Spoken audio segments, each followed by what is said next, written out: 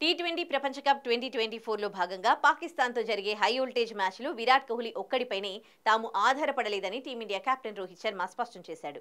ఆదివారం న్యూయార్క్ వేదికగా ఈ బిగ్ మ్యాచ్ జరగనుంది. ఈ మ్యాచ్ నేపథ్యంలో శనివారం రోహిత్ శర్మ మీడియాతో మాట్లాడాడు. ఈ సందర్భంగా జట్టు మొత్తం సమిష్టిగా రాణించాలని తాను కోరుకుంటున్నానని చెప్పాడు. గుడ్ క్రికెట్ ఆడడం చాలా ముఖ్యం. ఇలాంటి క్లిష్టమైన పిచ్ కండిషన్స్ లో అత్యుత్తమ నిర్ణయం తీసుకోవాలని ఎవరైనా కోరుకుంటారు. గత మ్యాచ్ లానే మా అప్రోచ్ ఉంటుంది.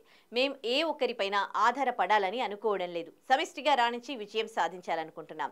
ఈ మ్యాచ్ కోసం విరాట్ కోహ్లీ తగిన రీతిలో సన్నద్ధమయ్యాడు. ఒంటి చేత్తో మ్యాచ్ గెలిపించే అనుభవం అతనికుంది.